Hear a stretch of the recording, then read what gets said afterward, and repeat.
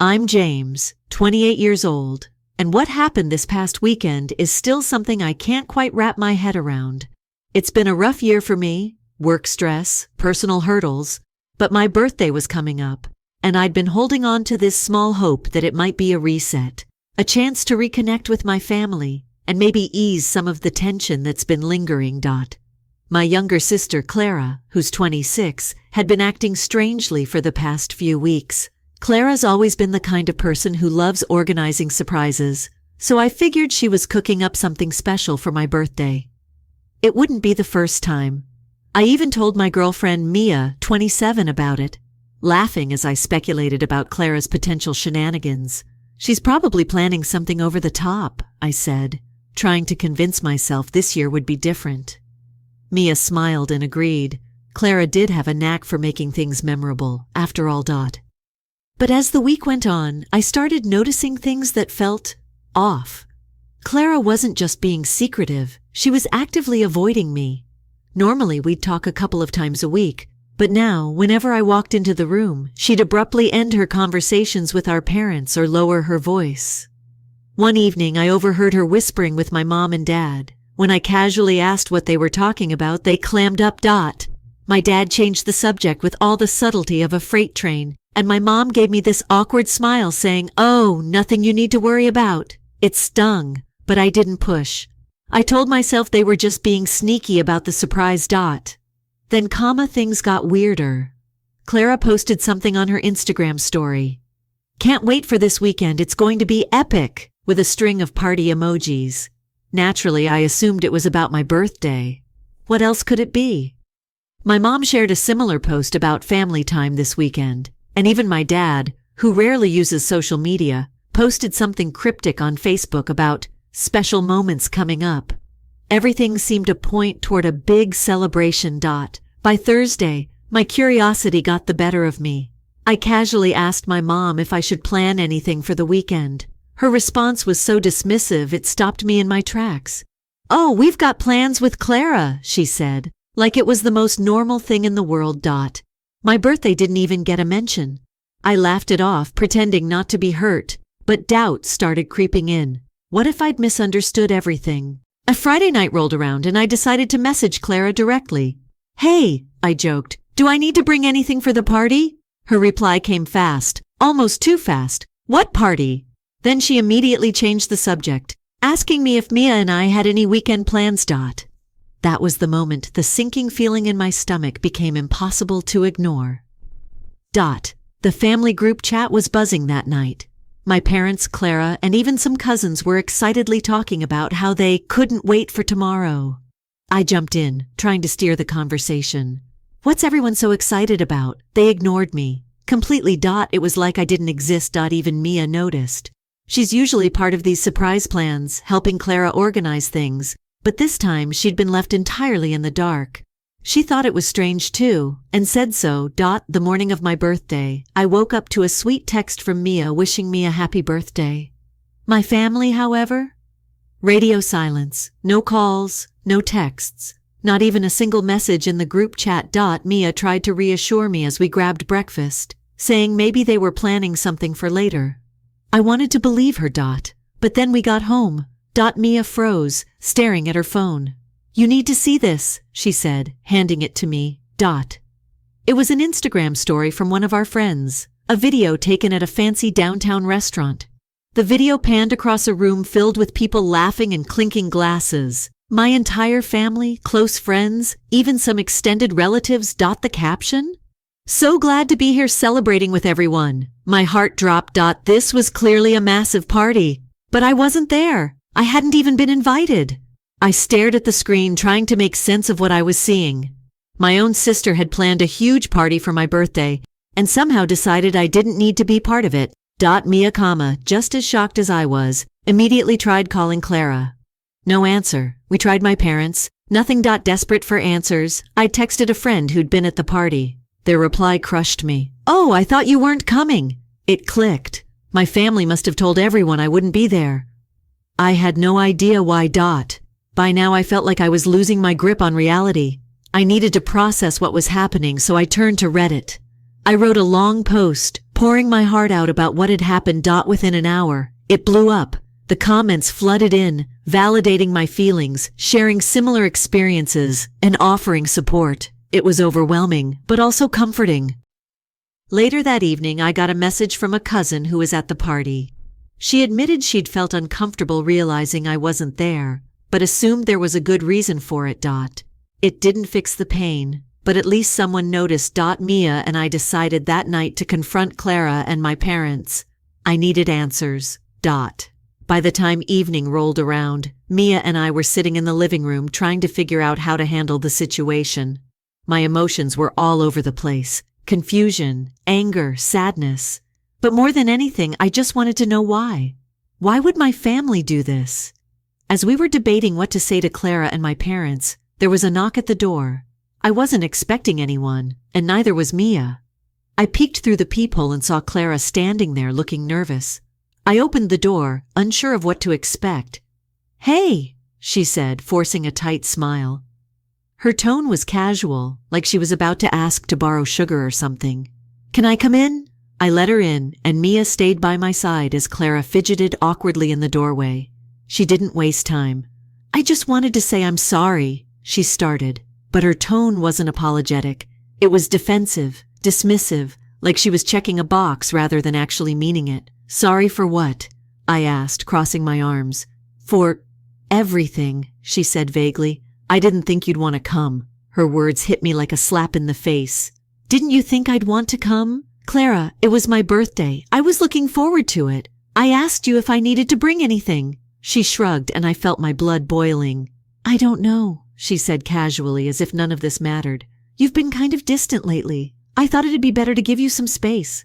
I stared at her, stunned. Distant? Me? Clara had been avoiding me all week, not the other way around. Her excuse was so flimsy it bordered on ridiculous. Before I could respond, the door swung open again. My parents walked in. I hadn't even heard them arrive. They must have followed Clara because they didn't knock. They just waltzed in like they owned the place. "James, sweetheart, let's not blow this out of proportion," my mom said immediately, wearing her trademark peacemaker smile. My dad hung back, arms crossed, looking like he'd rather be anywhere else. I didn't say a word, waiting for them to dig their own hole. "This is just a big misunderstanding," my mom continued, her voice dripping with condescension. "You've always said you don't like big parties, so we thought it'd be better to do something smaller later on." I could feel Mia tense beside me, but I kept my focus on my mom. "That's not true, and you know it," I said evenly. "I've never said that. I've always been the one organizing family gatherings. Did you really think I wouldn't notice an entire party happening without me?" My dad finally spoke, his voice low and cautious. "We didn't mean to hurt you, son. We thought it'd be less stressful for you this way." "Stressful?" I snapped. "How was being excluded from my own birthday party less stressful?" It was like talking to a wall. They kept coming back to the same excuses, trying to paint themselves as thoughtful and considerate while ignoring the very obvious fact that what they did was deliberate. Then Clara snapped. "You're just mad because, for once, you're not the center of attention," she yelled, her voice sharp and cutting. The room went silent. My mom looked pale, and my dad shifted uncomfortable. And suddenly it clicked. This wasn't a misunderstanding. This wasn't about me being distant or them trying to make things easier for me. Clara wanted to be the center of attention. She planned the party, not for me but for herself. I laughed bitterly, shaking my head. "That's it, isn't it? This wasn't about my birthday at all. You didn't want me there because you couldn't stand the idea of it not being about you." Clara opened her mouth to argue, but stopped when Mia held up her phone. "You want to explain this?" Mia said, turning the screen toward her. It was another Instagram story from the party, this one from one of Clara's friends. In the video, they were laughing and joking about how I wasn't there. "Guess James couldn't handle the fun," someone said, followed by laughter. Clara's face went from smug to panicked in an instant. She stammered, but she didn't get far. My phone buzzed in my pocket, and I pulled it out to see a flood of messages from friends at the party. Some were apologized for not realizing I wasn't invited. Others were shocked, asking what had happened. It was like the entire facade was crumbling around Clara, and she knew it. "I need space," I said finally, my voice firm. "All of you. I can't deal with this right now. My mom started to protest, tears welling up in her eyes. James, don't be rash. We can talk this out. No, I cut her off. This isn't up for debate. You chose to exclude me, and now you're trying to justify it. I'm done. Mia grabbed my hand, giving it a reassuring squeeze. We should go, she said softly. Clara started crying, but it wasn't the kind of crying that made you feel sympathy. It was the kind of crying you do when you've lost control of a situation. As we packed a bag to leave, my mom tried one last time to stop us. We can fix this, James, she pleaded. Please don't do this to the family. I didn't even look at her. You did this to the family, I said quietly before walking out the door. Mia and I spent the night in a small hotel, away from the chaos. I updated Reddit from the room, sharing everything that had happened. The comments poured in almost instantly, full of support and validation. For the first time, I didn't feel crazy for being hurt. But I also knew this was far from over. After leaving the chaos at my apartment, Mia and I checked into a small hotel on the edge of town. It was quiet and far removed from the drama, but my mind was racing. I couldn't stop replaying the confrontation, Clara's fake apologizes, and the sinking realization that my family had deliberately excluded me. Mia ordered takeout, trying to cheer me up. Let's just unplug for a while, she suggested, but I couldn't. My phone was buzzing nonstop. Messages from my mom, Clara, and even a few cousins who had started to catch wind of the situation. I ignored them all until one text caught my eye. It was from a close friend, Adam, who had been at the party. His message was short and direct. I had no idea you weren't invited. Clara told everyone you didn't want to come. I stared at the screen, feeling a fresh wave of anger. It wasn't just that they excluded me. They'd gone so far as to lie about it to everyone else. Clara had spun a narrative to make me look like the bad guy. That's it, I muttered, showing Mia the text. She didn't just leave me out. She lied to everyone to cover it up. Mia sighed, her frustration mirroring mine. James, this is next-level manipulative. She didn't want you there because she wanted the spotlight. Now she's trying to rewrite the story so she comes out clean. It was infuriating, but at least Adam's message confirmed what I'd been feeling all along. This wasn't some innocent misunderstanding. I decided to check the family group chat, and it was exactly what I expected. My mom had sent a flurry of guilt-tripping messages. James, this isn't how family should act. We've always been so close. Don't let one mistake ruin that. Please call me so we can fix this. Clara, on the other hand, was doubling down on the narrative she'd crafted. Her messages were aggressive and self-righteous. I can't believe you're blowing this out of proportion. You're being so immature about this. Get over yourself. This is why I didn't invite you. You make everything about you. It was like they were competing for the title of most manipulative family member. Mia scrolled through the chat over my shoulder, shaking her head. They're trying to gaslight you. Don't fall for it. She was right.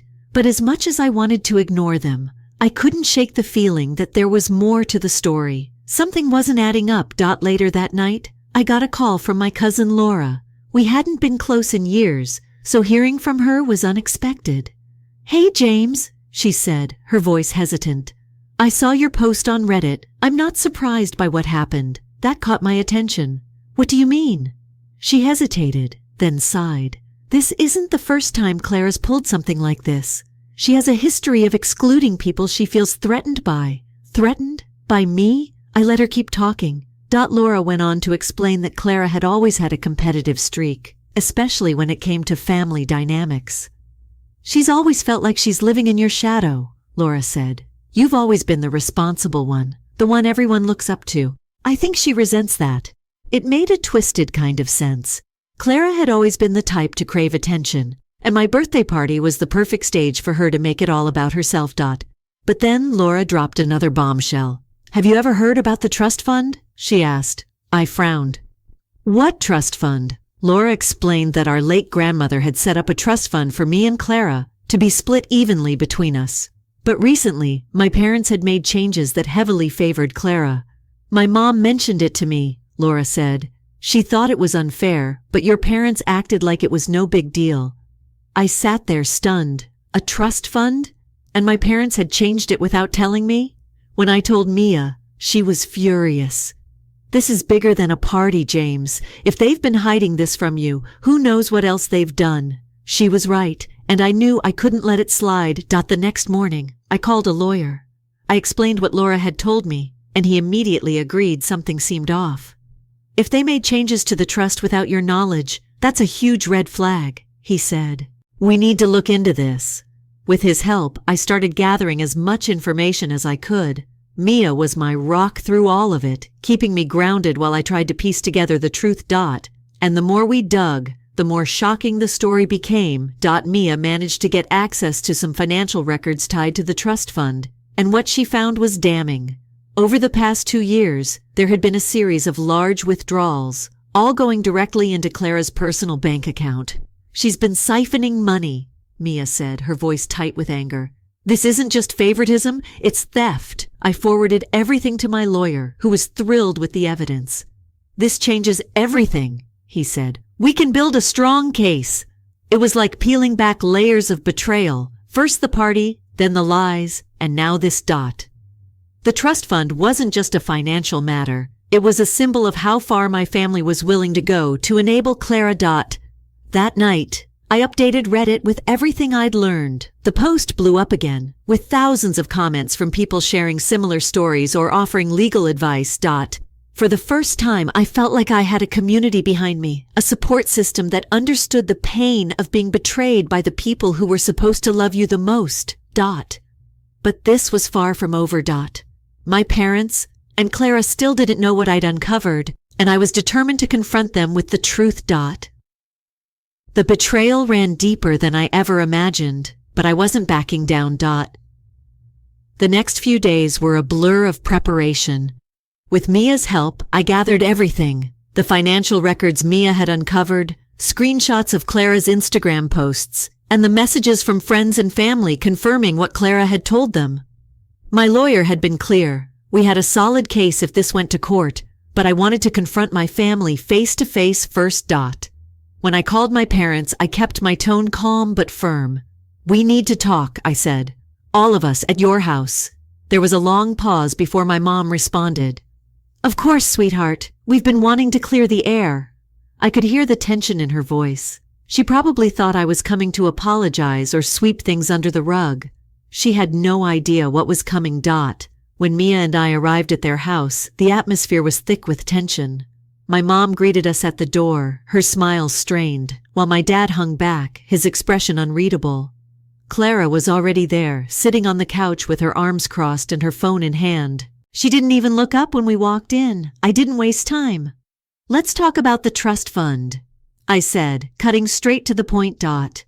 My mom froze, her eyes darting to Clara, who had suddenly gone very still. My dad's face turned pale, and for a moment no one said a word. What about it? My mom finally asked, her voice shaky. I know about the changes, I said, and I know Clara's been withdrawing money from it for years. Clara's head snapped up. That's not true, she blurted out, but the panic in her voice gave her away. I pulled out the printed financial records Mia had found and laid them on the coffee table. Explain this then. My mom and dad exchanged a look, and Clara's face turned red. My dad tried to speak, but the words came out jumbled.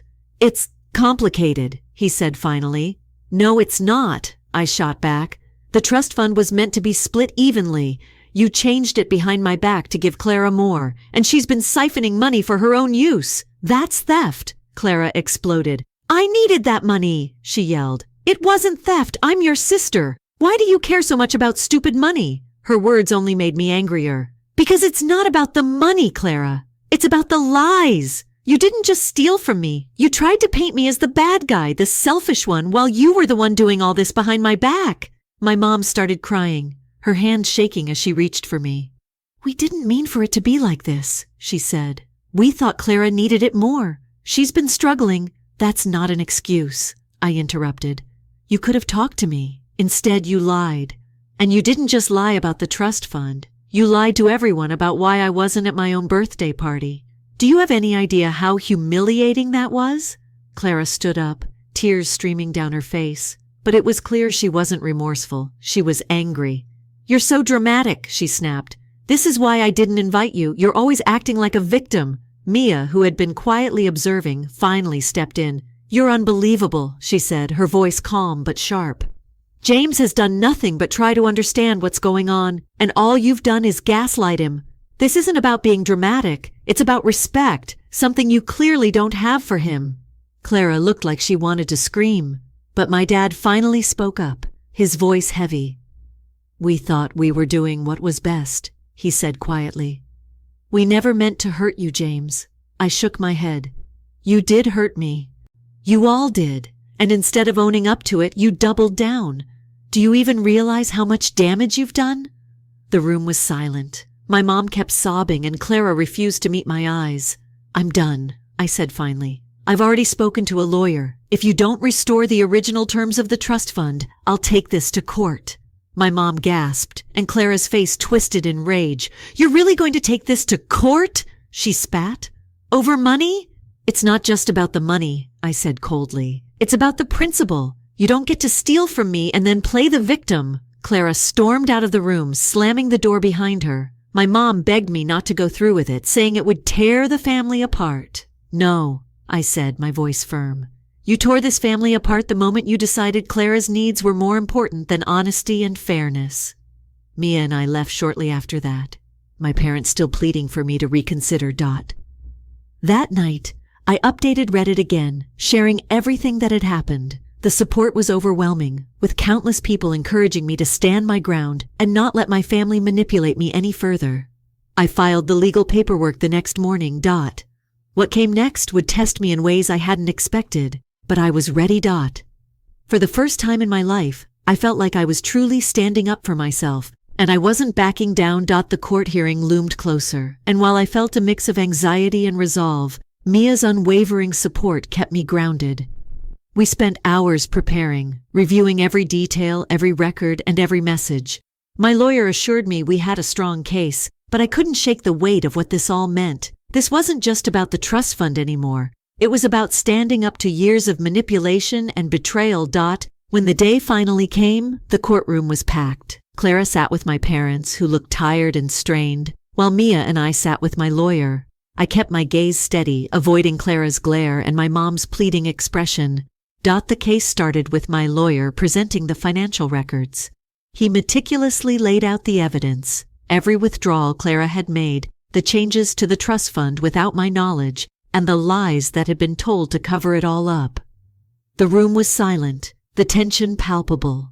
Clara's lawyer tried to spin it, painting her as someone who had made honest mistakes out of financial desperation. But then Clara took the stand, and everything unraveled. Under questioning, she cracked. At first, she stuck to her rehearsed lines, insisting she had only used the money because she needed it more. But when my lawyer pressed her on why she excluded me from my own birthday party, her composure slipped. "You just wanted the attention, didn't you?" my lawyer asked. Clara's face flushed red. "I didn't want him there because he's always the favorite," she snapped, her voice rising. "Everyone loves James, and I'm always second best. I just wanted one day that was about me." The room was stunned into silence. Even my parents looked shocked. "Is that why you lied to his friends and family about him not coming?" my lawyer continued. Clara stammered, then broke down, tears streaming down her face. "I didn't mean for it to go this far," she sobbed. It was a moment of vindication, but it didn't feel like victory. When the judge gave his ruling, the verdict was clear. The trust fund would be restored to its original terms, and Clara was ordered to repay the money she had taken. There were no excuses, no room for negotiation. The sense of relief I felt was overwhelming. As we left the courtroom, my parents tried to approach me. My mom's voice wavered as she called out, "James, please, we can fix this." I stopped and looked at them, the weight of everything settling in. "You had so many chances to fix this," I said quietly, "but you chose to protect Clara every single time. I can't trust you anymore." My dad opened his mouth to speak, but then closed it again, his shoulders slumping. My mom started crying, but I turned away. Mia and I walked out of the courthouse together, hand in hand. The aftermath was chaotic. Clara went on another social media tirade, calling me greedy and accusing me of tearing the family apart. But the tide had turned. People who had once defended her started seeing through the facade, especially after my story gained even more attention online. The support from strangers was overwhelming. Messages poured in from people who had been through similar situations, thanking me for sharing my story and standing up for myself. It was bittersweet knowing so many others had faced the same kind of betrayal, but it also made me feel less alone. In the weeks that followed, Mia and I made a big decision. We were moving. We found a small apartment in a new city and started fresh. Packing up my old life felt cathartic, like shedding a skin that no longer fit. My parents continued to send messages, mostly my mom begging me to come home and work things out. But I'd made up my mind. I was going no contact. The damage was too deep, and I needed to prioritize my own well-being for once. Clara, unsurprisingly, didn't reach out. She'd made her bed, and I had no intention of helping her lie in it. Our new life felt like a breath of fresh air. The city was bustling and full of opportunities, and Mia and I threw ourselves into building something positive together. For the first time in years, I felt free. One night, as we sat on the balcony of our new apartment, watching the city lights twinkle, I reflected on everything that had happened. The betrayal, the lies, the heartbreak, it had all shaped me, but it didn't define me. I opened Reddit one last time to post an update. I thanked everyone for their support and shared the outcome of the case.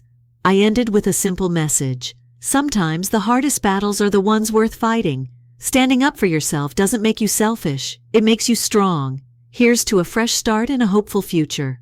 I closed my laptop and turned to Mia. She smiled, her hand finding mine. You did it, she said softly. No, I said, squeezing her hand. We did it. The road ahead wasn't going to be easy, but for the first time in a long time, I felt ready to face it. We sat there in silence, watching the city stretch out before us, a world of possibilities waiting just beyond the horizon. And for the first time, I felt at peace. Story 2. Caught my girlfriend on a secret vacation with her ex is the title of this tale. I then fled after freezing our joint account. Hello everyone. Remember to click the subscribe button if you like these stories and would like to help the channel. It only takes a second, is totally free, and enables me to provide you with even more fantastic stuff, such like this. Let's begin the video now. OP begins by stating, I'm a 28-year-old man, and I thought I had my life figured out until a few months ago. I had a girlfriend I hoped to marry eventually, a good apartment, and a reliable job. We had nearly 3 years of dating. I had begun to imagine spending the rest of my life with her, but I wasn't some hopeless romantic or something. The usual things, you know. Purchasing a home, perhaps starting a family, and spending their latter years together. It felt natural. At least that's what I believed. At first, everything about her seemed ideal. Her name was CC. She was intelligent, humorous, and had a positive spirit that filled the room. To be honest, I fell deeply in love with her and believed she felt the same way. There were problems with our connection. Naturally, there isn't any relationship. However, I was determined to make it work. I had total faith in her. I used to, anyhow. Then things began to alter a few months ago. At first, nothing was immediately apparent. Simple stuff. She wouldn't tell me what was so amusing, but she would laugh a bit too loudly at her phone. Alternatively, she would always carry her phone with her, even to the restroom, something she had never done before. I made an effort not to interpret it too strongly. Everybody gets a bit private from time to time, don't they? However, it began to occur more frequently. She would lock her phone or turn the screen away whenever I was close by, as if she didn't want me to see anything. I initially assumed it was because she was anxious or busy. Everyone needs space, and she had a hard work. Then there were the unexpected travels. She began discussing all of these girls' weekends and business travels. It was abrupt. It was the first time she had ever discussed such things. I played it calm so as not to come off as domineering. However, I couldn't get rid of this strange gut instinct. Do you ever have that? Your instinct tells you that everything is all right, but your head tells you otherwise. I was that person. One evening while we watched TV, I mentioned it in passing. You've been traveling a lot recently, don't you? Are things going well at work? Without taking her eyes from the screen, she shrugged. Yes, simply busy. Why? I could sense that I was overanalyzing every sentence. No cause. I forced a chuckle as I said, You seem to be constantly moving these days. At last, she turned to face me and grinned, but it was not visible. It isn't significant. You worry too much. Perhaps she was correct. I could have been worried too much. I desired to have faith in her. Hell, comma. I had faith in her. I wanted to anyhow, but the sensation persisted. Whenever I pressed for specifics, she would become defensive or bring up another vacation. That gut instinct intensified. I also began to notice more things. For example, she would always place her phone face down on the table, and if I entered the room while she was messaging, she would become very jittery. She seemed to be trying to hide who she was speaking to from me. I made an effort to assume the best of her. Yes, I did. I told myself that I was imagining things, and that I was being paranoid, but I had a gut feeling that something wasn't quite right. We opened a joint bank account jointly when we first began saving for a home. At the time, it seemed like a significant move, an indication of our sincere desire to create a future together. I hardly checked it. My income provided the majority of our funds, and I had faith in her to handle it sensibly. However, one day I made the decision to look, and there it was. In a single withdrawal, $3,000 was lost. No warning, no justification. Simply gone. Heart racing, I gazed at the screen. It was illogical. We discussed all of the previous large purchases. Our rule was that we would discuss it first if any of us intended to spend more than $500. Control wasn't the issue. It has to do with being in agreement. Why hadn't she mentioned this then? There must be a plausible explanation, I persuaded myself. It may have been an emergency. Perhaps she hadn't told me. That night, I made an effort to remain composed and avoid making snap judgments. I mentioned it as nonchalantly as possible. Hello, sweetie. We were having dinner when I mentioned that. Why was the sum of $3,000 taken out? Have you made a significant purchase? Not even her eyes left her phone. Yes, indeed. Maria and I planned a girls' getaway. As if that were the most commonplace thing in the world, she said. I went cold. An excursion for the girls. She had made no mention of going on a girls' trip. I made an effort to speak steadily. An excursion for the girls. You didn't mention that to me? When she did glance up, she rolled her eyes as if I were being absurd. I didn't feel the need to outline my ideas in detail for you. That was like a kick to the stomach. Although I wasn't requesting a detailed analysis, $3,000 was a significant sum, particularly when our goal was to save money for a home. It's simply a substantial sum of money. I tried to sound calm as I spoke. Remember, we're attempting to save. She looked at me as if I were the one who was acting irrationally. Calm down, she said. We'll return. The world won't end because of it. I was annoyed by her contemptuous tone, but I kept my mouth shut. I could have overreacted. Perhaps I was exaggerating the situation, and she simply wanted a break. However, I couldn't get rid of the sensation that something wasn't right as I laid in bed that night and stared at the ceiling. At that point, the uncertainty became action. I made the decision to do something I had never done before for the first time in our relationship. I looked through her phone. I didn't decide to look through her phone hastily.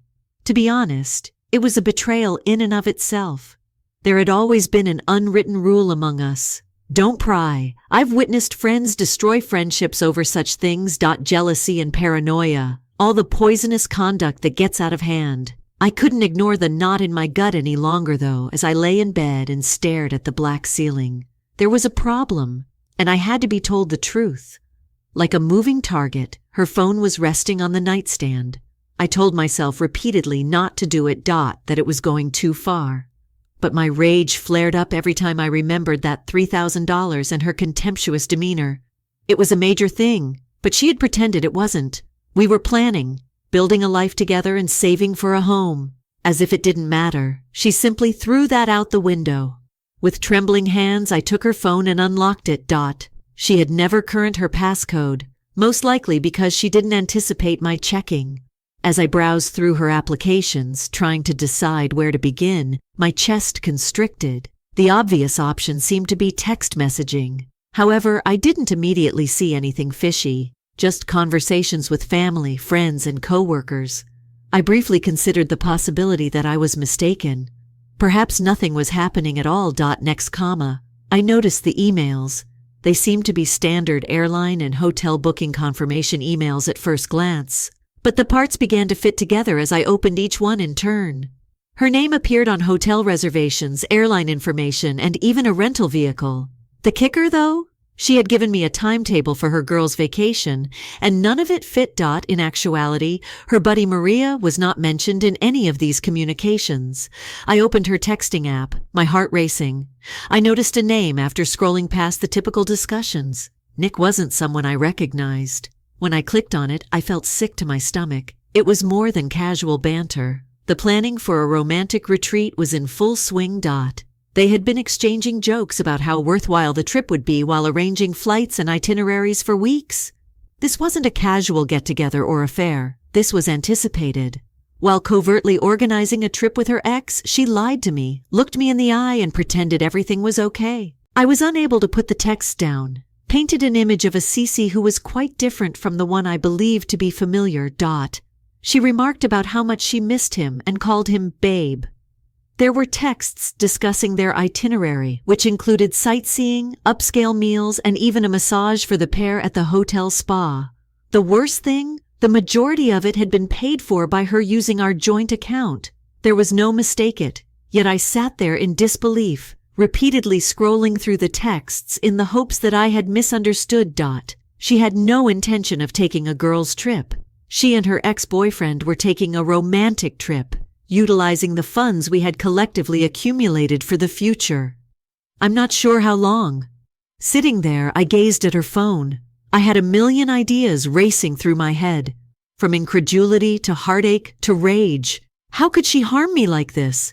After everything we'd planned together and everything we'd gone through, how could she simply discard everything? At that moment, I could have challenged her. I could have awoken her and asked her questions, but I was halted by something. A part of me wanted to listen to her attempt to defend herself and see if she would acknowledge her actions. However, I also didn't want to give her the satisfaction of realizing how deeply she had wounded me. I wanted her to experience the same astonishment and heartbreaking betrayal that I experienced. I returned her phone to its original location on the nightstand and then climbed back into bed. That night, I didn't get a minute of sleep.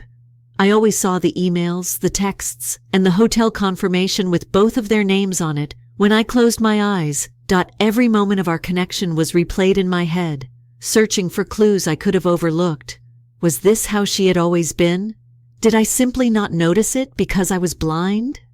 I pretended nothing was amiss the following morning. I saw her humming to herself in her packer suitcase as if she had no worries at all. She grinned like the ideal girlfriend as she said me farewell with a kiss at the door. I adore you. The words now feel hollow, she stated, like a rotten joke. Enjoy yourself. I forced a smile as I spoke. I wanted to tell her I knew everything, to yell at her. Instead, though, I let her leave, taking the suitcase, leaving for her covert getaway. I sat down at my laptop and accessed our joint bank account as soon as she left. I kept my hands hanging over the keyboard while I gazed at the balance. I immediately froze the account after that. No more taking money out. Stop wasting money. She was in for another surprise if she believed she could finance her little vacation with my money. As I pressed the last button to lock the account, I experienced a sick feeling of satisfaction. The money wasn't the only factor. It was about regaining authority. She was going to have to deal with the repercussions of her decisions. This was not something I was going to let her get away with, not without experiencing the same sense of betrayal and dread that she had caused me.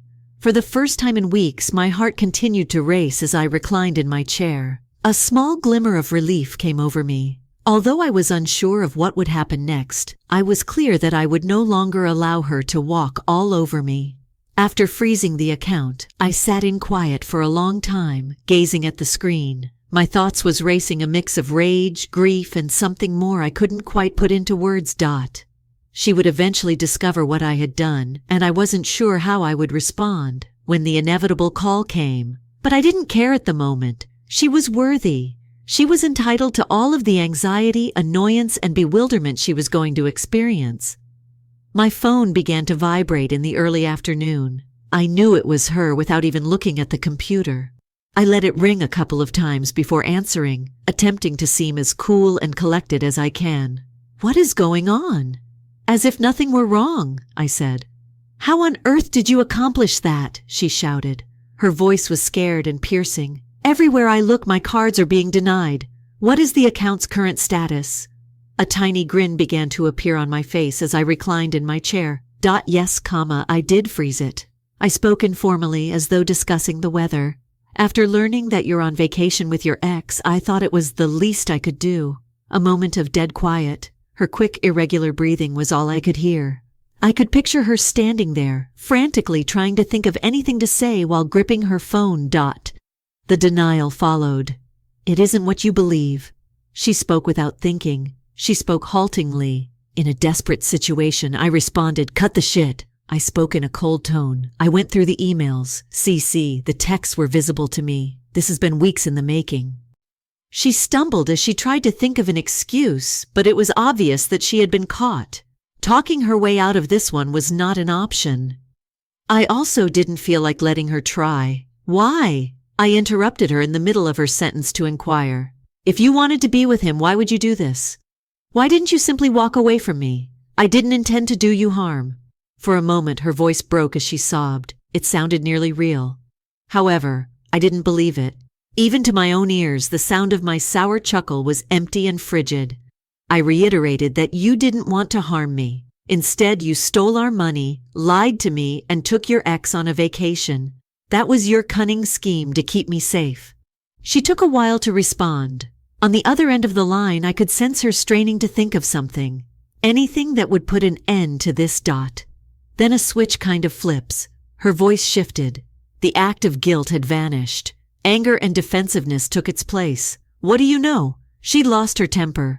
Perhaps I wouldn't have had to do this if you weren't so preoccupied with saving for that dumb house. You've been concentrating so much on the future. You overlooked me. What I was hearing was unbelievable. In reality, she was attempting to blame me for this. What on earth are you discussing? I fired back. You were unable to speak with me, inform me of your feelings. Rather you spend our money on this while skulking around behind my back. She sighed in frustration as if I were the one who was being irrational. You simply don't understand. I said, she said, I required room. I needed some alone time to reflect with him. My voice was brimming with incredulity as I asked, you needed room for me. So you and your ex took a vacation? What on earth is the logic of that? He is only a buddy. Her anger boiled over and she snapped. I take it that you're exaggerating this? With a painfully tight jaw, I spoke, only a buddy. You have to lie about it because of this. You withheld it from me for that reason. She didn't answer. The quiet was so soundless that I could just hear her mind trying to figure out how to make this make sense, but I didn't want to hear it. We're finished. Finally breaking the stillness, I said, what? Her voice cracked as she asked, is this the reason you're ending our relationship? In fact, I made a brief acrid chuckle that didn't sound like me at all. Are you genuinely surprised at this moment? I inquired. You went on a covert vacation with your ex, took our money, and lied to me. What did you anticipate happening? You can't just abandon me here. Panic beginning to seep into her voice, she screamed. What's the plan for getting home? Not my problem, I remarked uneasily. Your decisions were your own. Now face the repercussions. Before she could speak another word, I ended the call. I put the phone down with trembling hands. There was a faint, aching grief behind the wrath and excitement that were still coursing through me. Despite my desire to have no feelings for her, I had in fact adored her. I believed I had, however. It was all gone now, as simple as that. The next several hours were a haze. I was unable to sit still, couldn't stop reflecting about what had just transpired.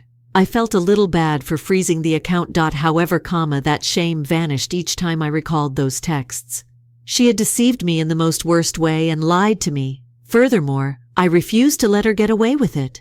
I began taking action to fully remove her from my life by the end of the day. Leaving the flat was the first step.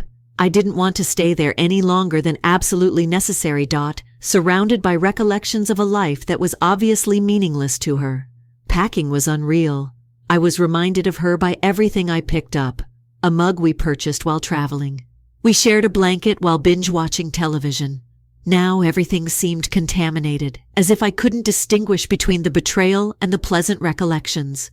I began staying at a friend's house after renting a storage container for my belongings. I couldn't bring myself to spend any more nights at the apartment. When I explained the circumstances, the landlord was kind and allowed me to terminate my portion of the lease early.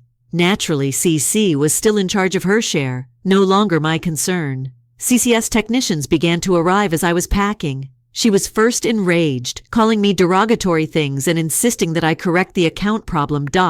Then she changed her tone. She began pleading, claiming we could work things out and that she was sorry. It was absurd. It was almost unbelievable how foolish she was to attempt to mend things after what she had done. I didn't answer any of the messages. Although I had banned her on the most of platforms, I kept her number unlocked for a few days. Just curious to see what she would do next. Out of morbid curiosity. Her technique of guilt-tripping me was quick. "You're going overboard." I read one text. All I needed was some time to myself. It was inconsequential, not a huge concern. She went on a romantic vacation with her ex, lied to me, and spent $3,000 of our funds. How did it go? Not a huge concern. Not long later, another note arrived. "I had no intention of hurting you. I want us to go over this because I love you. Get over this." What I was reading was unbelievable. I became increasingly irate the more she texted. I blocked her number 2 at last. I didn't need to witness any more of her deranged attempts to change the course of events. Mutual friends began contacting them a few days later. It appears that CC quickly shared her version of events. She said that I was some cold-blooded monster who had left her destitute and in the middle of nowhere. She carefully omitted the part about how she funded her little vacation by lying, cheating, and using our joint account. In fact, I chuckled when I first heard about it. Playing the victim was so typical of her. She had always been skilled at deceiving others and fabricating circumstances to appear innocent. I wasn't going to let her get away with it this time, though. I began to tell everyone who would listen my version of events. I didn't hold back. I gave them images of the bank account activities as well as the emails and messages. Most were taken aback. Some claimed that they had always felt she was strange, because everything she did seemed to be about her. However, some continued to support her. They assumed I was at fault for freezing the account because they accepted her sob tale of being abandoned. That disturbed me at first. I wanted her true self to be seen by everyone. But after a while, I understood it was irrelevant. I didn't have any more energy to devote to her or her drama. I was believed by those who mattered, and that was sufficient. Managing the practical ramifications was one of the most difficult aspects. In the moment, freezing the account felt good, but it also meant sorting out all the money we had saved together over the previous 3 years. Some of the money in the account belonged to her, but the majority was mine as we had been saving for a house. Although she was legally entitled to her portion, I wasn't in a hurry to resolve the matter. A week later, she wrote me a lengthy, irate email about it. She wrote, "You can't just keep all the money for yourself. Together, we saved that, and I'm entitled to my share." I didn't even try to respond. I had previously communicated the problem to my bank. They informed me that they couldn't release any money unless both account holders signed. Therefore, CC couldn't take any money unless I gave my consent. Let her work it out. I wasn't going to make it easy for her. According to what I had heard, she had already spent the majority of her own funds on the trip. There was no reimbursement for the hotel or airfare. She had messed up, and I wasn't going to do anything to assist. As time passed, I began to experience an odd variety of feelings. I was angry with her for what she had done. On the one hand, however, I was upset with myself for not seeing the warning signs. In retrospect, there were several instances where I should have anticipated it. The way she dismissed my worries, the defensiveness, and the secrecy. Everything was there. I simply didn't want to accept it. I had cherished her. At least I believed I did. However, I couldn't get rid of the impression that I had fallen in love with a false one. There was no such person as the one I believed I knew and was forming a life with. I was too blind, and she'd been wearing a mask the entire time. Or perhaps too optimistic to notice it. More painful than anything else was that revelation. It was more than simply the money, the betrayal, or even the cheating. The lack of trust was the cause. The future is lost. I believed that we were constructing together. To be honest, I had been with someone who didn't appreciate me enough for 3 years of my life. It was up to me to pick up the pieces now. I began to feel a weird sensation of comfort in spite of everything, even if it was painful. I was certain that I had made the proper choice. Long-term, staying with her would have just ruined me. I was worthy of better, someone who would not deceive, cheat, or try to control me. And now I got the opportunity to discover it for the first time in years. However, things weren't going so well for CC. Word spread that she was unable to pay her rent and was couch surfing at a friend's house. After the vacation, her ex apparently left, leaving her high and dry. If I claimed to feel sorry for her, I would be lying. She had to lie on her bed after making it. It was like taking off a Band-Aid to break up with CCC. It's quick, dirty, and unpleasant, but it's essential in the end. After everything had calmed down, I turned my attention to starting over. Closing all the doors she could use to return to it was the first step. That required closing up all the loose ends, settling our financial dispute, barring her on all platforms, and ensuring that I would never have to communicate with her again. I continued to hear about her from common friends for weeks after the split. She wasn't taking the entire apparently. You do a great job at being caught, cheating, and getting stuck. I was told by several that she was angry, talking trash to everybody who will listen about me. She was playing the victim, according to others, sobbing over the fact that I had deserted her and left her without money. To be honest, I didn't think she would do anything less. Her skill had always been manipulating people. I first attempted to avoid becoming involved. I assumed the truth will ultimately surface.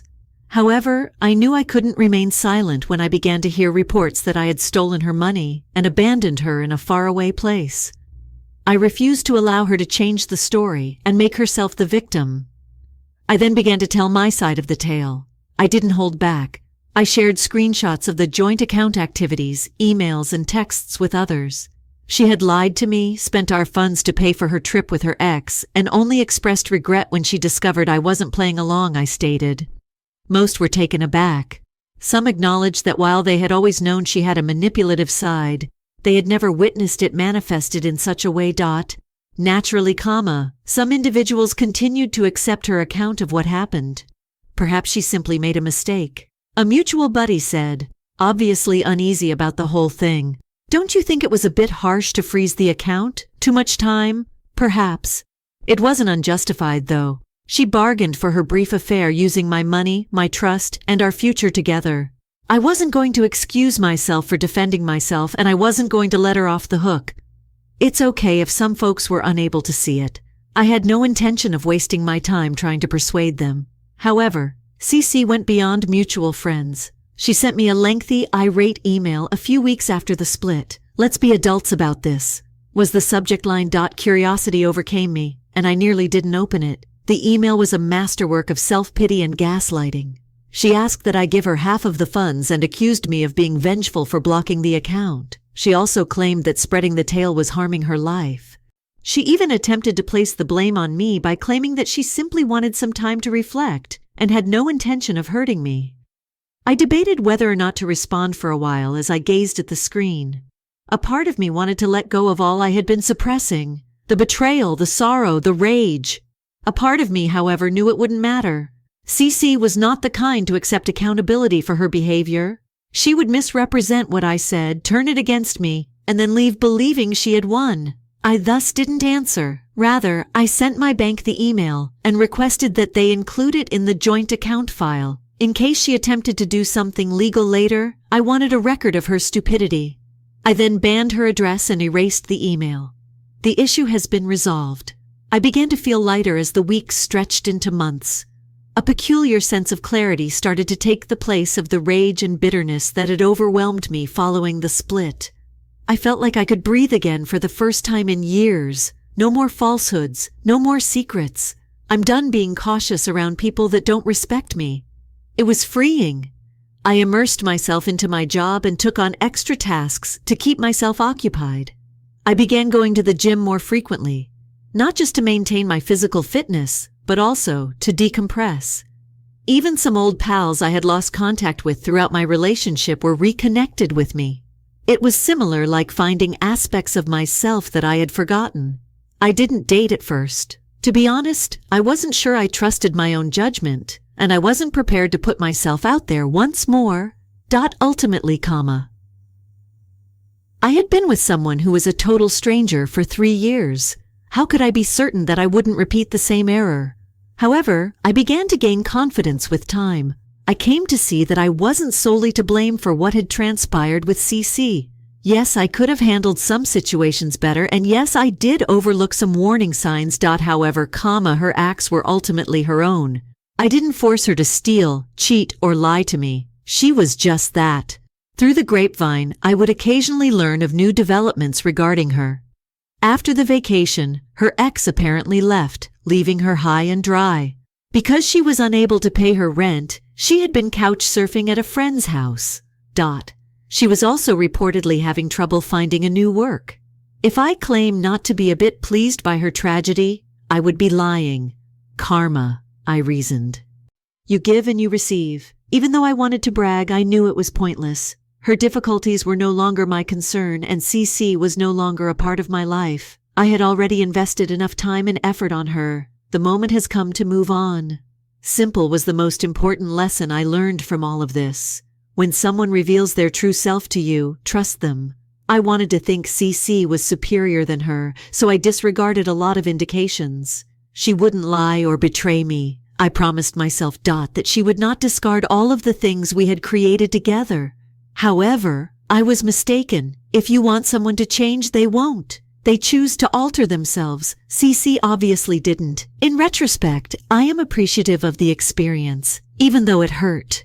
It taught me to respect myself enough to turn away from those who don't appreciate me, to create boundaries, and to follow my gut. Although I lost 3 years of my life to an unworthy person, I acquired self-respect, which is far more significant. I'm doing better now. I've begun dating again, acquired some new acquaintances, and moved into a new apartment. After something like this, it's difficult to put oneself out there. However, I'm going slowly. I will never again accept anything less than what I deserve. That much is certain. When I last heard from her, CC was still couch surfing and working to save up enough cash to start over. To be honest, I don't care whether she's learnt anything from this whole situation. I made my decisions, and she made hers. And I feel like I'm right where I should be for the first time in a long time. Story 3. Redditors, hello, calm down. It's going to be a long journey, so settle in. I discovered that my wife had been unfaithful to me for around 4 years. She even left our son in the hospital to go have fun with her lover. Everything I had held dear collapsed, including my world. I chose to wreck her life and make her regret ever cheating because I couldn't let it go. My wife Nina is 32F, and I am 33. It's been a long time, 12 years, since we were married. Neo, who is 6M, and Star, who is 12F, are our 2 children. When I was 20 and my wife was 19, we met at her cousin's wedding. At first sight, it was love. You know how it feels to meet someone for the first time and instantly know that you will be with them for the rest of your life? Indeed. Even though we were very young and we were married a year after she became pregnant with our daughter Star, that's how I felt when I first met Nina. I didn't mind when Nina said she was pregnant since I always knew I would marry her. Actually, I was content. One of the greatest pleasures I have ever known is becoming a father. However, my parents were not pleased and believed that she had kidnapped me. I knew my parents to be pompous, upper-class individuals, so I didn't listen to them and dismissed them. My parents want to refer to themselves as high class, therefore I say that. Nina doesn't come from a wealthy family like myself. My parents thus think that I would marry someone from a wealthy family if I ever got married. Because I informed them, my parents also thought Nina had kidnapped me. Her pregnancy came as a huge surprise to Nina and me. We dismissed the fact that she had an IUD because we were aware that it wasn't a 100% guarantee. In contrast, my parents maintained that she had baby-trapped me from birth. I dismissed their belief that she was after the money and labeled them insane. Since I am the only child, I will inherit everything. In retrospect, I see that my parents were correct, and I would have heeded their advice if I could go back in time. However, unless Nina provided a prenuptial agreement to prevent arguments in the event that it was not a major problem and she willingly signed, My parents would not be included in the wedding. Nina had always dreamed of having a vacation wedding, so we did just that. I was a more reserved individual. Being born into money comes with a certain nonchalance. It stopped turning my head, so I suppose I'd become accustomed to it. That was how my life had been since the day I was born. Why would I be freaked out now? Nina, however, was not accustomed to it because she was raised in a low-income household. We had a large wedding since it was what she wanted. I didn't give a damn. I gave her everything she requested as long as she was content. Even though my parents didn't like Nina, they paid for the wedding since Nina and I couldn't afford it while we were still in school. They were forced to go to the wedding and cover the costs because I had already decided to marry her. As things stood, they didn't want me to pay for anything out of my trust money, or they would. My parents thought I would spend all the money if I paid for it with my trust fund. I had millions in my trust fund, so it was a humorous and ridiculous concept. I used to be referred to as a trust fund baby. In any case, our wedding proceeded. Except for the sporadic insults from Nina's parents and relatives who thought my parents and relatives were proud, followed by a full-fledged argument between them. The marriage proceeded smoothly. During our first several years of marriage, Nina and I occupied ourselves with caring for our daughter Star and attending college. And following our graduation, it calmed down a little. By the time I started working for my dad, I was making about 7 figures annually. I didn't mind being the only provider in the house because of it. Nina found a very flexible position at a locally owned company that paid well and gave her time for the kids because she didn't want to be a full-time housewife. Nina came up to me one evening as we were getting ready for bed and said she wanted to discuss a delicate subject. Go ahead, I said. She then brought up the subject of threesomes. We had spoken about it and decided that we would never become involved, so I was surprised. Because we didn't want to live with the worry that our spouse was cheating on us with someone else behind my back, we had both decided that we would never become involved. Furthermore, we had a very busy sexual life. So that wasn't necessary. Or so I believed. Nina went on to tell me that she already had a partner in mind and that she believed we would have a positive encounter. She named Jason, a friend of hers who attended our wedding, when I asked her who she had in mind. She had been friends with him throughout high school. Though not so intimate as to arouse envy, he and Nina were close. Or so I believed. He was bisexual, she informed me, and she believed he would be open to it. I reminded her of our agreement and told her that I didn't want to become involved since I thought it would be bad for our marriage. She seemed really upset over my rejection, but I didn't give it much thought. She agreed and assured me that she wouldn't pressure me, adding that she had only wanted to attempt bringing up the subject with me. She assured me that she could speak with him if I changed my mind. The talk concluded when I informed her that I didn't believe I would ever alter my mind. She replied it was okay too. My wife and I were both at work about a month ago. The nanny was at home with our children. Due to his severe peanut allergy, my kid is unable to consume peanut butter, peanut oil, whole peanuts, processed meals manufactured with peanuts, and other similar items. Therefore, we usually strive to stay away from them. Paradoxically, because my daughter liked peanuts, she usually keeps her snacks kept in a little refrigerator in her room to prevent my son from getting to them. Although my kid is aware that he shouldn't consume peanuts, he might not be able to detect the presence of peanuts in processed foods, chocolate, or other sweets. Once more, it's better to be safe than sorry. My children and the babysitter gave me the account of what transpired. My daughter was consuming a chocolate snack that had traces of peanuts in it. But when the nanny summoned her to assist with something, she became sidetracked. So my daughter put the snack in the main refrigerator so she could get to it later. Since he loved chocolate, my kid ate it after finding it by accident while looking for a snack in the refrigerator. Additionally, since everyone is okay with it, there is no rule in the home prohibiting eating other people's leftover goodies from the refrigerator. He began experiencing anaphylaxis, a severe allergic response, and for some reason I couldn't find his EpiPen. Believe me, when I heard that, I was completely taken aback.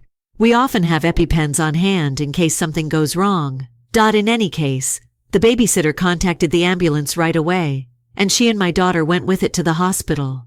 The babysitter is aware that my wife works more flexible hours than I do, and that she is typically the first person called in an emergency. She gave my wife a call. After visiting the hospital, my wife departed. Based on what I was told by the babysitter. For hours, she has called my wife without getting a response. My wife then grumbled something about it not being severe enough when she picked up and visited the hospital to see how our kid was doing. She then informed the babysitter that she had important business to complete and left them there. Our nanny wasn't feeling well, so the babysitter was only there for a few hours. The babysitter had originally informed us that she couldn't watch the kids all day, so it was almost time for her to go. She contacted me because she was shocked that my wife had abandoned her at the hospital without giving her any instructions. I couldn't answer her initial call since I was in a meeting about rounding up, but I phoned her back as soon as I could. She seemed so glad when I scooped her up and told her what had occurred once it was over, which was around 5 minutes later. I inquired about my wife. She informed me that my wife had gone after saying it wasn't serious. My wife wasn't often like that, so I was taken aback. I went to the hospital right away to pick up my children and pay the babysitter. I took care to tip the babysitter, of course. After a routine exam, the doctor claimed my son's response wasn't serious because they had promptly called an ambulance and he was allowed to go. We shortly finished it and departed. On our way home, I dropped by my wife's workplace to check in on her. So imagine my surprise when her boss told me my wife had clocked out hours ago claiming an emergency. Inwardly, I was shell-shocked. Why had my wife clocked out of work, I wondered. I would have understood if I had met her at the hospital. But if it wasn't our son's allergy, then what was the emergency? I instantly became anxious since I figured that my wife must have been feeling under the weather, and that must have caused her clock out and go home. So guys, imagine my astonishment when I discovered out that my wife was not at home, and when I phoned her phone, she informed me she was at work. I was skeptical from the start. Telling her that I had just left her place of employment 30 minutes prior, I chose not to confront her about her deception. I suspected that she would simply fabricate another lie to hide it if I confronted her. I thus acted as though I was ignorant. When she inquired about the doctor's findings regarding our child, I informed her that I was waiting for her to return home. I pretended everything was okay with my wife when she got home. After eating dinner together and joking and laughing, we put the kids to bed. Before she went to bed, we had a conversation. She was understanding when I informed her that I had to work late because I occasionally did that. I played games on my laptop in my office while I waited for her to go to sleep. When I was certain she was sleeping, a few hours later, I returned to our room and stole her phone. Her phone was easy to unlock. As we became acquainted, passwords. In hindsight, I saw that my wife had not raised any doubts in my mind about her infidelity. From providing me with plausible excuses for her absences to ensuring that I had access to all of her gadgets and all of their passwords, she did a fantastic job of concealing everything, so I would never think that she was hiding anything. I was more intelligent than my wife. I used her password to unlock her phone and looked through all of her files, including her iMessage, WhatsApp, and pictures. I looked through all of the texting apps that I knew she frequently used on her phone. Since my wife didn't use Facebook much, I initially disregarded it. She used it sparingly to check in on her distant family members and old high school pals, as well as to ensure that anyone who didn't have her number or Gmail could get in touch with her, like an old high school friend trying to get back in touch. I decided to check her Facebook after recognizing that I had looked everywhere, and that there was no proof of her cheating or plotting anything. When I opened it, I saw that it had an app lock. My sixth sense was tingling, and I became skeptical right away. When her other applications lacked an app lock, why did her Facebook app have one? Additionally, I was unable to guess the app lock's password and did not know it. I likewise didn't know the security question. The response. There was only one security question. When is his birthday? It asked. Whose birthday? I pondered. I made unsuccessful attempts on her dad's birthday, our son's birthday, my birthday, and even her grandfather's birthday. I was unable to identify this person. I was about to give up when I suddenly recalled something. It's likely that my wife's Facebook account was still active on her iPad. She had purchased a new iPad and handed it to our children. but I don't recall her ever signing out of the device. Actually, the iPad still had her old Gmail account open, deciding to hold off until the following day. I waited for my children to go to school and my wife to leave for work. After she received the new iPad, I looked for the old one and then handed it to the children. When they finally got a new one, our kids threw it away. I turned the iPad back on and charged it because it was still completely working. I let the iPad charge for a time before unlocking it and going to Facebook. Her Facebook account was still signed in, and I was correct. My word came tumbling down as I went to check her conversations right away. My wife was having an affair with Jason, a buddy from high school. She had recommended that we play threesomes with the same Jason. Everything makes clear now. There were countless texts from as far back as several months ago. This man and my wife had been dating for a very long period. They exchanged several messages making fun of me and Jason's pregnant wife. This individual had also been receiving money from my wife. She had been providing this person the money that was returned from our drink accounts. Additionally, I noticed texts about them setting up meeting places. When my wife told me she was going on a ladies' vacation, it was usually a ruse to go meet and hang out with this guy. The guy had even heard my wife admit that she had baby-trapped me and that the money was the only reason she had ever dated me. My entire universe had collapsed. I nearly burst into tears of disbelief. I believed that my wife, whom I loved deeply, loved me in return. We seemed like the ideal pair to me. We were a great match, even if everyone on the planet is flawed. We were able to understand one another. We had good communication. It was everything going so well. We truly delighted in each other's company. But why was she acting in this way? I pondered. She wasn't stressed out at work, and we had a terrific sexual life. She had a highly flexible job, and I was the only one who could support the family. No bills were paid by her. I let her to spend her pay any way she pleased, even taking money out of our joint account in addition to her paycheck. My wife was actually somewhat frivolous, but I gave in to her since I knew she didn't have much as a child, and this was her attempt to make up for it. I was in a downhill trajectory. Even though the messages continued to pain me, I persisted in reading them because I wanted to hear all she had to say. Something broke inside of me at one point, and I knew that I would make sure she felt bad about this, capturing as many texts as I could with screenshots. That's exactly what I did, sending them to my phone. In addition to waiting until they agreed to meet again, I made the decision to hold off for a few more weeks in order to collect more proof. Thus, I would unexpectedly arrive at their meeting spot. I pretended that nothing was wrong when my wife returned home in the evening. I acted as though I hadn't recently discovered that she had been unfaithful to me for a long time and had stolen my money. It makes sense why she recommended the threesomes. In order to be with Jason and not feel bad about it, she had sought a method to get him into our life. Acting as though I didn't want to vomit up, I showed her the text messages and asked her to explain herself. I also seemed to be delighted to see her. She had no idea and had no suspicions at all. The first step and the plan were underway. I established a consistent pattern by taking screenshots of their lewd chat on the iPad, sending them to my phone, and then wiping off any evidence of them from the device.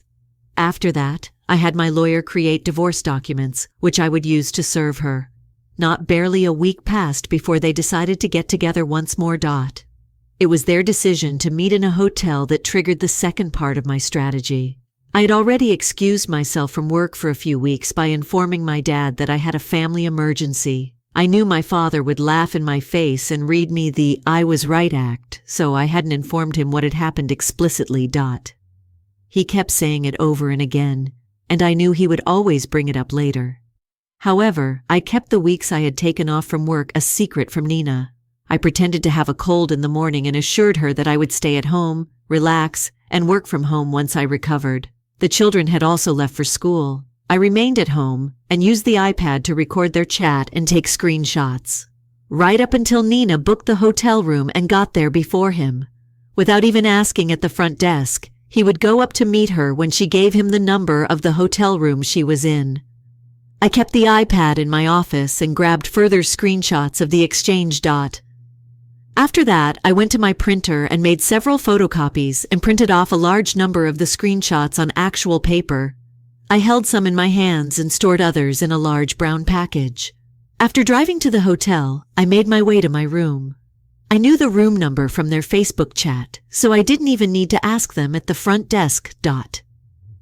After arriving in the room, I knocked on the door. I informed Jason that it was room service when he called from inside and asked who it was.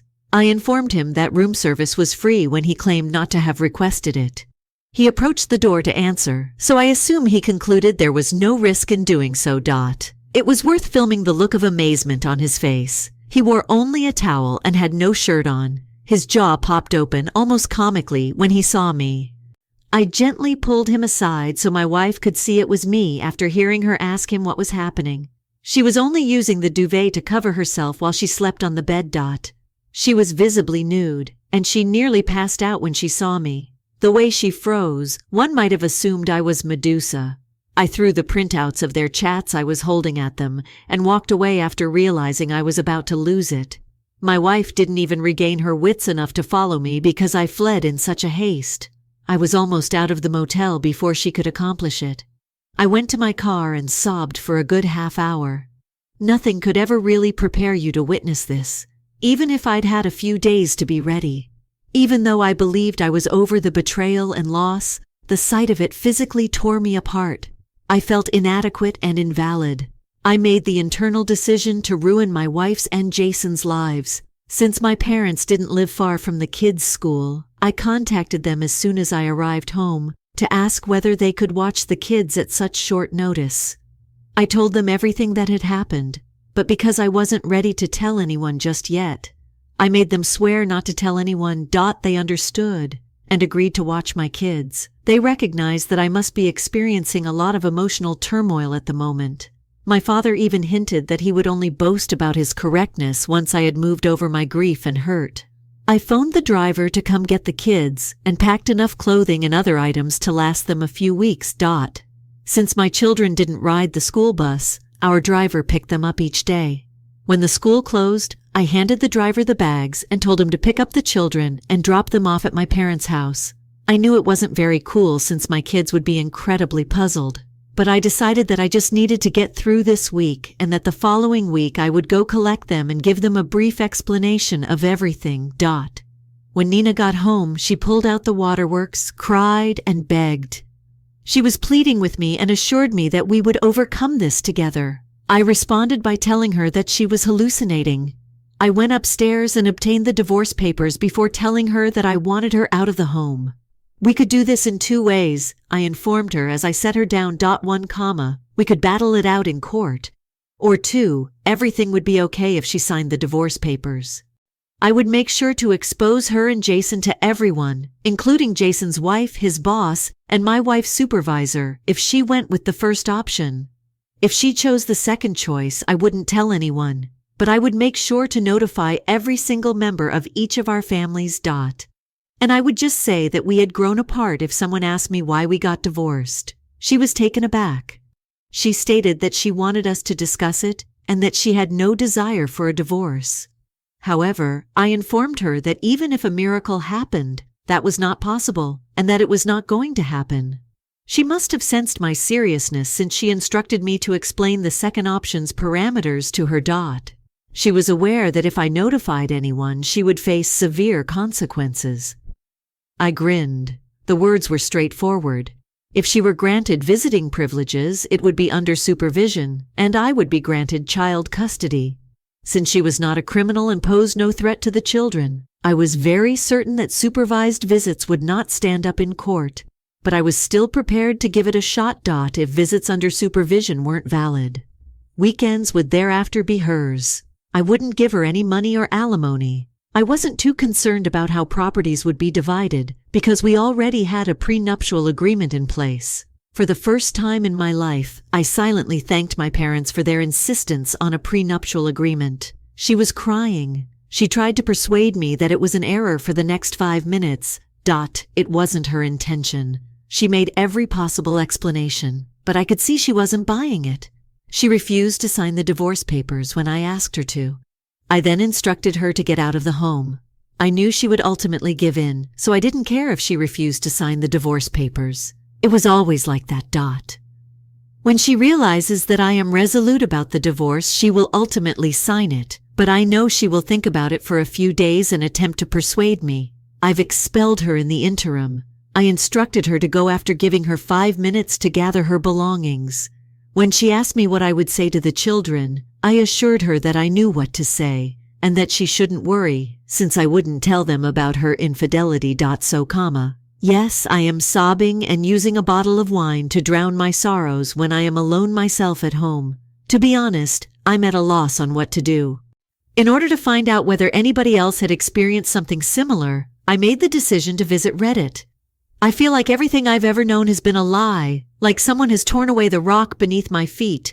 Sincerely, I have no idea where to go from here, but I'm doing everything in my power to be strong.